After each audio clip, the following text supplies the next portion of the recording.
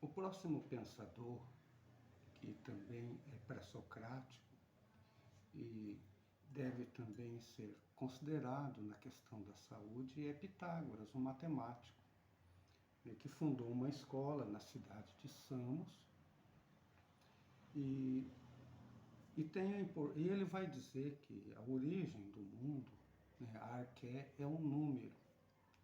Pitágoras nasceu em 580 ou 578 antes de Cristo e morreu no ano 497 ou 96 antes de Cristo.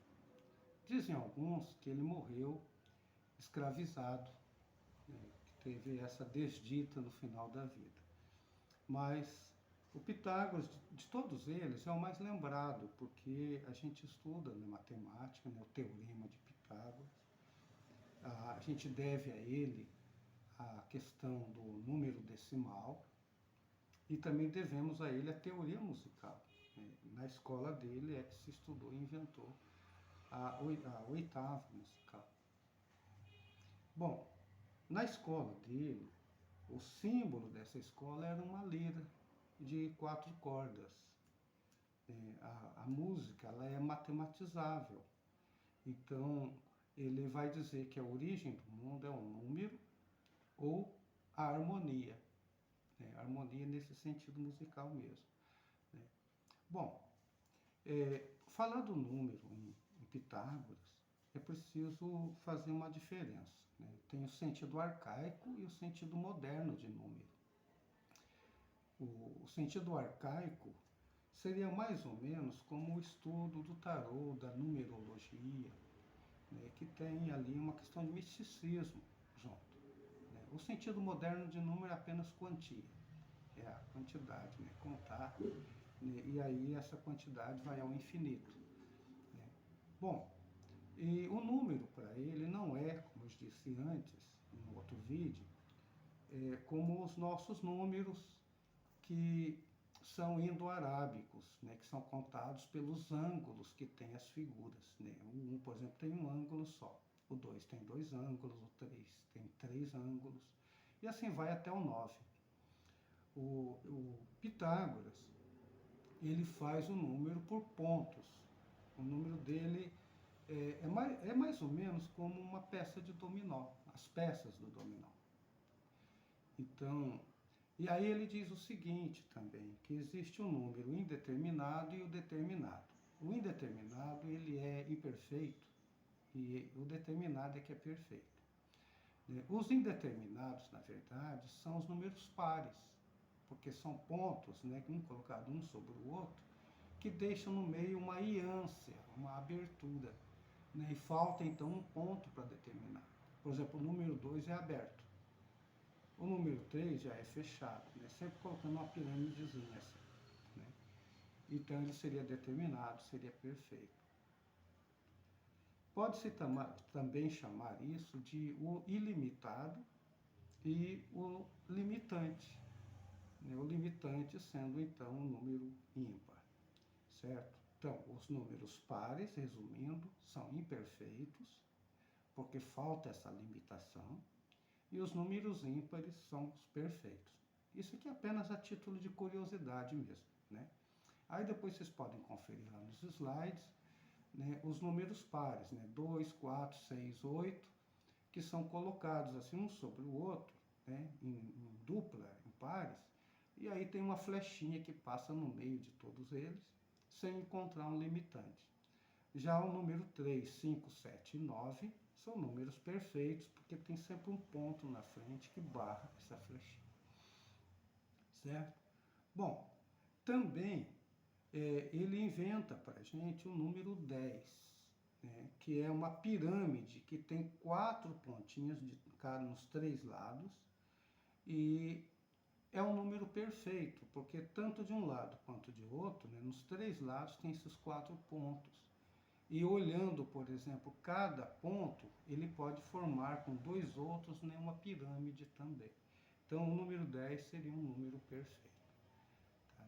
Bom, vamos tirar essa questão do número, né, que é matemática, que a gente não precisávamos disso para falar da questão da saúde. Mas a importância do Pitágoras está na adoção do orfismo, que é uma religião, uma seita, que ele adota para a escola dele. É a principal colaboração que nós temos. Porque o orfismo, ele traz para a gente a noção do homem composto de uma parte espiritual e de uma parte material. O homem é uma junção de corpo e de alma. É uma antropologia. E talvez a ideia mais vitoriosa de homem. E estando ali na escola do Pitágoras, mais tarde o Platão, que gostava muito dos pitagóricos, ele adota isso para dentro da filosofia dele. E aí a filosofia, ela opera, né, dizendo que tem que ter um cuidado específico pelo corpo e um cuidado específico pela alma. Sendo que depois de Sócrates, a alma passa a ser a parte mais importante do ser humano e a parte pensante também do ser humano. Isso nunca vai parar.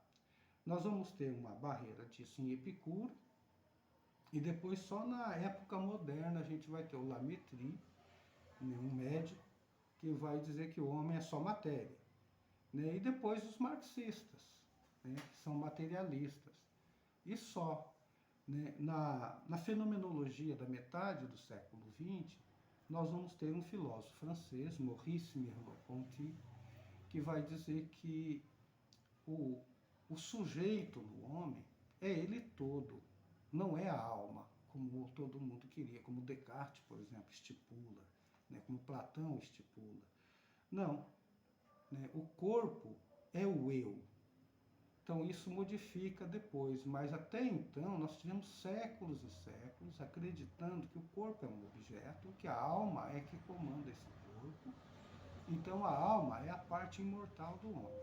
Isso começa dentro de uma religião, vai para dentro da filosofia e domina a filosofia, coordena a filosofia. Então, ao pensar em homem, se pensa nesse dualismo, né? Um dualismo que é psicológico e que é físico, né? O dualismo psicofísico. Bom, nessa escola de Pitágoras, eles praticavam a filosofia, né? E a prática da filosofia para atingir um fim. Né? Era a purificação da alma e a sua libertação do corpo. Vocês vão ver isso muito claramente no Fédon do Platão, que é a última aula de Sócrates. Ele vai ser executado, porque foi condenado à morte, uns dias antes, e ele vai tomar veneno. E nesse livro ele consola todo mundo, dizendo que todo filósofo deveria querer morrer, porque era o melhor destino para o ser humano, é a morte, porque então a alma, que não morre, sobrevive ao corpo e ela vai estar numa situação muito melhor do que estando no homem vivo. Então a vida do homem se resume em libertar a alma do corpo. O orfismo acredita nisso. Porque a encarnação da alma num corpo é uma queda, é um demérito para a alma, é um castigo. É uma expulsão de um paraíso onde ela estava. Ela não precisava desse corpo. Mas ela assume esse corpo por uma injustiça que ela fez, que eles nunca dizem o que é, mas é isso. Então o homem precisava de purificação. Isso é o orfismo que acredita.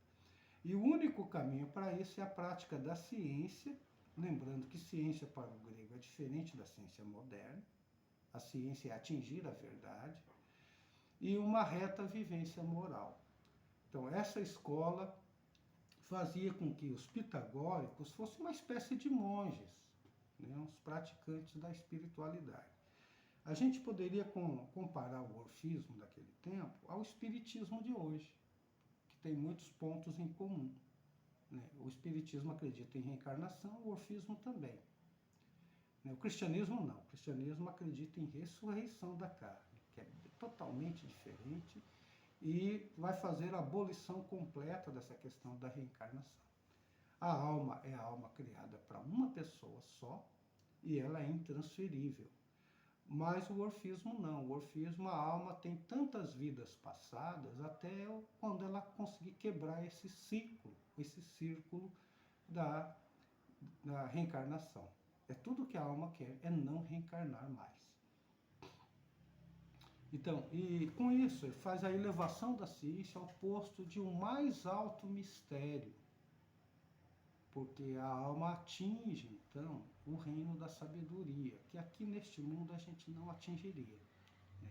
Aí vocês vão entender depois o mito platônico da caverna, que é o sábio que, enfim, consegue sair da caverna, olhar o sol, e o sol é a verdade, e a verdade é o bem, o belo, o justo, coisa assim.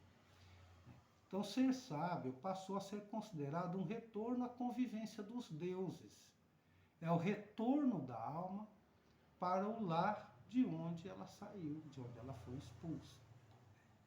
Então, o ser humano seria um bios teoretikos, né? Uma vida teorética, né? Um animal teorético. E a teoria, como eu já disse, é a contemplação. Né? A alma ela vai atingir um estágio de contemplação da verdade. É tudo isso que ela quer. Certo? Bom, então assume aqui, né, essa teoria como contemplação, os contornos de busca da verdade e do bem. E isso vai ser central na filosofia de Sócrates e também de Platão, que foi aluno de Sócrates. Certo? Bom, o que tem isso a ver com a saúde? A gente está falando dessas curiosidades aí do Pitágoras, mas o que isso tem a ver com a saúde? Primeiramente, o dualismo psicofísico é uma ideia de homem centralizante. Né? A medicina passará a cuidar do corpo, a medicina como tal. E a filosofia passa a ser uma espécie de medicina, a medicina da alma. Então, nós vamos pensar aqui na cura do homem total, que precisa da medicina e precisa da filosofia. E se a alma não atingir a sabedoria, se o homem não for filósofo, ele também não vai ser médico, ele também não dá conta de cuidar do corpo. Então é preciso que a gente cuide primeiro da alma, porque a alma então vai ter uma sabedoria para cuidar do corpo, para cuidar aí das coisas do tempo. Né? É nesse sentido que o grego pensa. Né? Então, lembrando, esse dualismo psicofísico é o homem composto de corpo e de alma. E o grego, quando pensa no cuidado do homem, pensa no homem total, desta forma aqui. Cuidado da alma, que por fim condiciona o cuidado também do corpo. Demanda também o cuidado com o corpo. São atores diferentes para o cuidado de cada um. Né? Então a medicina cuida do corpo, repito, e a filosofia vai cuidar da alma. Certo? Então do Pitágoras era isso que a gente deveria falar.